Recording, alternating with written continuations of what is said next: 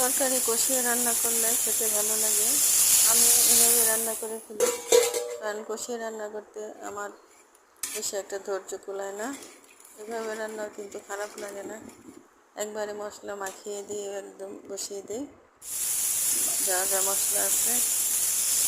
আমি প্রায় সব তরকারি এভাবে রান্না করি। অনেকেই দেখে একদম কষাতেই থাকে, আমার বাবা এত ধৈর্য নেই, এভাবে রান্না করি।